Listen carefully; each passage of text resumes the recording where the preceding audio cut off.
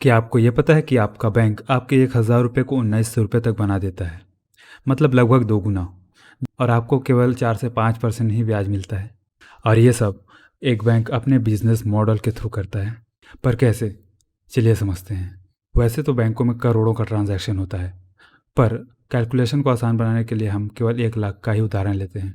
अब मान लो मैं एक बैंक में 1 लाख रुपए जमा करवाता हूँ, तो वह बैंक उस टोटल कैपिटल का केवल 10% ही कैश अपने पास रखेगा, क्योंकि आरबीआई के गाइडलाइंस के मुताबिक किसी भी बैंक को उस टोटल कैपिटल का एटलीस्ट 10% अपने पास कैश में ट्रांजैक्शन के लिए रखना ज़रूरी होता है, और 15% गवर्नमेंट फंड में, इक्विटी में या गोल्ड में इन्वेस्ट करना ज़रूरी होता है।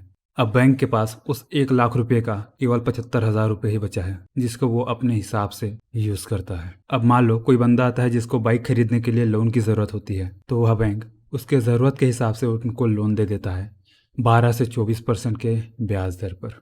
तो अब ध्यान से सुनना, मैं बता क्या रहा हूँ। यहाँ से बैंकों का मायाजाल शुरू होता है। मान लो उस बंदे को लोन मिल गया, मान लो 60,000 रुपये का लोन मिलता है, वो भी 12% के ब्याज दर पर, जिनको वो किस्तों में वापस करेगा। अब बैंक उस वापस मिले हुए किस्त को फिर से किसी को लोन देंगे या क्रेडिट कार्ड में किसी को उधार देंगे, मतलब उनमें फिर से 12% की कमाई करेंगे। और तो और, अगर आपने क्रेडिट कार्ड यूज़ किया है तो आपको पता होगा कि लेट से रीपेमेंट करने पर उसमें 24 से 48% का चार्ज लगता है। अब जिस बंदे ने 60,000 रुपये का लोन लिया है, उसने सारा पैसा शोरूम वाले को दे दिया।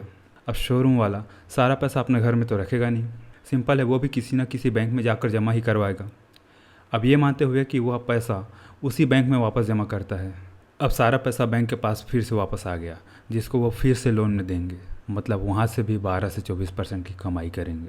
इससे बैंक की अच्छी खासी कमाई हो जाती है, और इन्हीं के बदौलत हम यूपीआई, नेट बैंकिंग, एटीएम आदि की सुविधाएं प्राप्त करते हैं। अगर ये इन्फॉर्मेशन आपको अच्छी लगी हो तो सब्सक्राइब कीजिए। मिलते हैं नेक्स्ट वीडियो में।